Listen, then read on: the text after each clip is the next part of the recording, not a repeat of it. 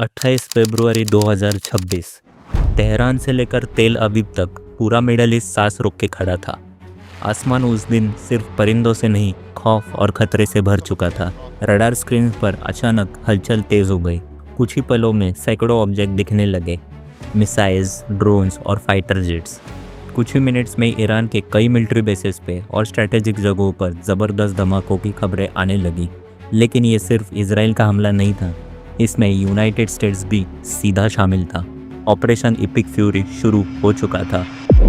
Major attack against Iran this morning. This was a joint Israeli-US operation. The Department of War launched Operation Epic Fury. Israel and the US this morning are tearing Iran's military and leadership to pieces. Region में aircraft carrier पहले से ही तैनात थे और कई airbases से उड़ान भरकर फाइटर जेट एक के बाद एक हमले कर रहे थे। ये सिर्फ एक मिलिट्री स्ट्राइक नहीं था, ये एक बड़ा राजनीतिक संदेश था। मिडिल ईस्ट की हिस्ट्री का एक नया और ख़तरनाक चरण शुरू हो चुका था। लेकिन सबसे बड़ा सवाल है, इजराइल और ईरान के बीच इतनी गहरी दुश्मनी शुरुआत आखिर हुई कैसे? इस सवाल का जवाब ढूंढने के लिए हमें 1979 तक लौटना होगा। ईरानियन रिवॉल्यूशन ने सिर्फ एक सरकार नहीं बदली, उसने पूरे क्षेत्र की सोच और शक्ति संतुलन को जड़ से हिला दिया। नई इस्लामिक गवर्नमेंट ने इजराइल को गैरकानूनी स्टेट बताया और अमेरिका को ईरान की राजनीति में पहले की गई दखलंदाजी के लिए जिम्मेदार ठहराया। इस नफरत की जड़ और भी पुरानी थी। 1953 का तख्ता पलट, जिसमें अमेरिका ने ईरान की राजनीति में दखल देकर राजशाही को फिर से पावर में लाने में इम्पोर्टेंट रोल निभाया था। यह घटना ईरान के लोगों की यादों में गहराई से बसी हुई है। 1979 के बाद ईरान होस्टेज क्राइसिस ने दोनों देशों के रिश्ते हमेशा के लिए दुश्मनी में बदल दिए। तब से लेकर आज तक भरोसे की कमी और लगातार टकराव इस रिश्ते की पहचान बन चुकी है। लेट 90s में जब पश्चिमी खुफिया एजेंसीज को ईरान के गुप्त यूरेनियम एनरिचमेंट प्रोग्राम का पता चला, तब इजराइल के लिए ये एक बड़ा खतरा बन गया। 2015 की न्यूक्लियर डील, जिसे JCPOA कहा जाता है, ने कुछ सालों के लिए तनाव को रोक कर रखा। लेकिन 2026 तक आते आते बातचीत के सारे रास्ते लगभग बंद हो चुके थे। रिपोर्ट संकेत दे रही थी कि ईरान हाई लेवल यूरेनियम और छोटे न्यूक्लियर वॉरहेड्स बनाने के करीब पहुंच गया है। इजराइल के लिए ये स्थिति एक आखिरी फैसला बन गई थी, अब या कभी नहीं।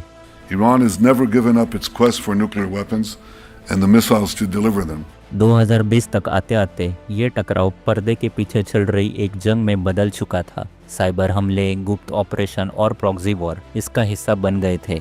लेकिन 2023 एक बड़ा मोड़ था। इजराइल हमास वॉर के दौरान इजराइल ने धीरे धीरे ईरान के रीजनल प्रभाव को कमज़ोर किया।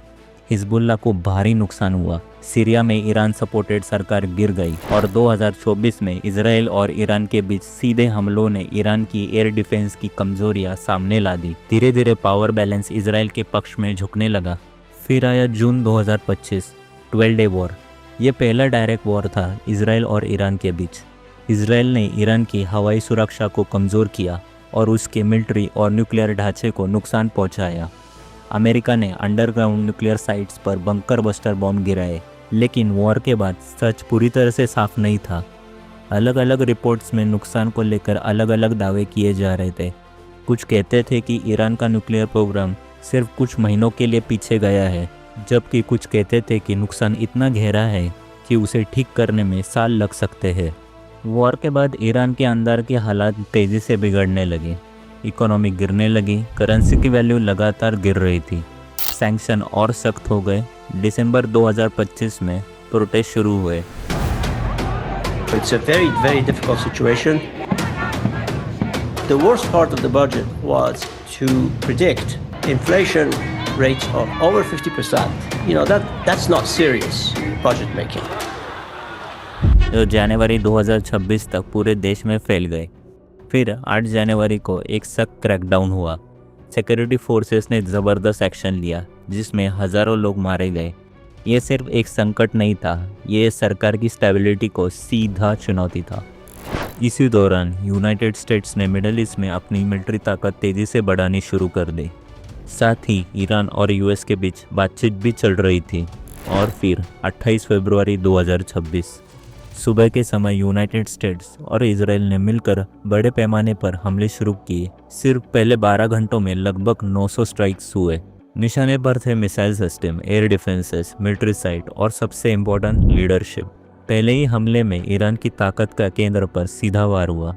सुप्रीम लीडर अली खamenei को पहले ही वेव में मार दिया गया, साथ ही कई बड़े अधिकारी भी मारे गए। ये एक सोची समझी स्ट्रैटेजी थी। We've heard from both the Israeli Prime Minister and the US President that the Supreme Leader, Ali Khamenei, has been killed. The Iranians are denying that and saying that he's still the head of the regime. सीधा leadership को निशाना बनाना ताकि पूरा system एक ही झटके में टूट जाए।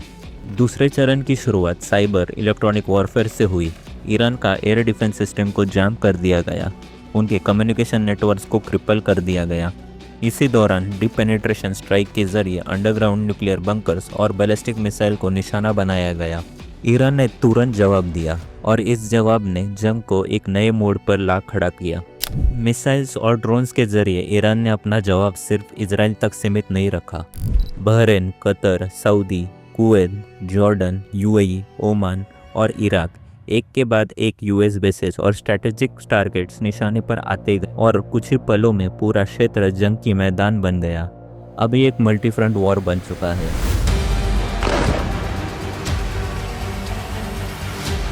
The United States and Israel has launched a dramatic airstrike campaign targeting Iran, and Iran has responded with fire across the wider Middle East.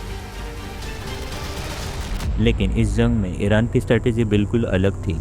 Iran शायद सीधी मिलिट्री जीत हासिल ना कर सके, लेकिन उसका लक्ष्य जीत नहीं, टिके रहना है। और इसी से तेहरान की पूरी अप्रोच को समझना आसान हो जाता है। हर कदम का एक ही उद्देश्य है, रिजिम को बचाए रखना। ये सोच नई नहीं है। आयतुल्ला खोमेनी ने इस अप्रोच को शुरू से ही राज्य की बुनियादी संरचना में जोड़ दिया था। IRGC का गठन भी इसलिए हुआ, सिस्टम को हर हाल में बचाए रखना। अगले दशकों में ये सोच और मजबूत होती गई। हर क्राइसिस में रिस्पॉन्स लगभग एक जैसा रहा। स्ट्रेटेजिक पेशेंस दिखाओ, दबाव को हैंडल करो और दुश्मन को एक ऐसी एंडलेस कॉन्फ्लिक्ट की दलदल में खींच लो जहां उनकी ताकत धीरे धीरे ख़त्म हो जाए। इजराइल इस बात को काफ़ी पहले ही समझ चुका था। नेतन्याहू के लिए ईरानियन सिस्टम एक ऐसा खतरा है जिसे सिर्फ रोका नहीं जा सकता, इसे ख़त्म करना होगा। इसी वजह से इस वॉर में उनका लक्ष्य सिर्फ मिलिट्री डैमेज नहीं बल्कि रिजिम चेंज है। उनका एम है इस्लामिक रिपब्लिक को समाप्त करना। लेकिन इस फैसले ने जंग को और गहरा बना दिया। ये सिर्फ 2 देशों तक सीमित रहने वाली लड़ाई नहीं रही, ये धीरे धीरे पूरे रीजन और फिर ग्लोबल सिस्टम तक फैलने लगी। इसके बाद जंग का दायरा और बढ़ता गया, सिर्फ बैटलफील्ड तक नहीं बल्कि ग्लोबल इकोनॉमी तक। ईरान ने एनर्जी राउट, शिपिंग लेन्स और सप्लाई चेन्स को टारगेट करना शुरू किया। स्ट्रेट ऑफ हॉर्मुज़ प्रभावित हुआ, एक ऐसा चौक पॉइंट जहाँ से दुनिया का तेल और गैस गुजरता है। जैसे ही ये राउट डिस्टर्ब हुआ, इसका सीधा असर ग्लोबल एनर्जी सप्लाई पर पड़ा और प्राइसेस तेज़ी से बढ़ने लगे। एशिया के कई हिस्सों में फ्यूल और गैस शॉर्टेज तक देखने को मिली। एयर स्पेस बंद होने लगा, फ्लाइट कैंसिल हो गई। दुबई इंटरनेशनल एयरपोर्ट पर ड्रोन हमले ने ग्लोबल एविएशन को झटका दिया। शिपिंग कंपनीज ने अपने रास्ते बदल दिए, जिससे ग्लोबल ट्रेड पर भी असर पड़ा। इसके बाद एनर्जी सेक्टर सीधा निशाने पर आ गया। इजराइल ने साउथ पारस गैस फील्ड को टारगेट किया। ईरान ने जवाब में कतर के LNG फैसिलिटी पर हमला किया, जिससे उसकी लगभग 17% एक्सपोर्ट कैपेसिटी प्रभावित हुई। सऊदी अरेबिया और कुवैत के ऑयल फैसिलिटी भी टारगेट हुए। ब्रेंट क्रूड की कीमत $118 पर बैरल पर चली गई। ग्लोबल इकोनॉमी पर इसका तुरंत असर दिखा, मार्केट हिल गए और अर्थव्यवस्था पर दबाव बढ़ने लगा। एक्सपर्ट्स के मुताबिक यूरोप जैसे रीजन्स की ग्रोथ स्लो हो सकती है, जबकि गल्फ देशों की अर्थव्यवस्था पर भी भारी असर पड़ सकता है। लेकिन इस जंग का सबसे बड़ा सवाल ये था, अब आगे क्या? एक आधा कमज़ोर ईरान एक घायल शेर की तरह हो सकता है, ज़्यादा खतरनाक, ज़्यादा अनप्रेडिक्टेबल।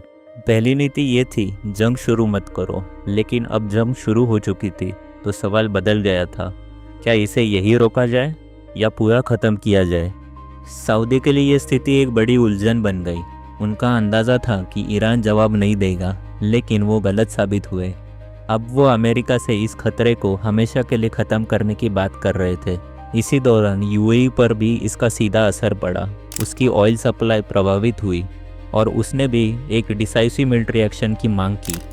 दोनों का मानना था कि सिर्फ सीज़फायर काफ़ी नहीं होगा।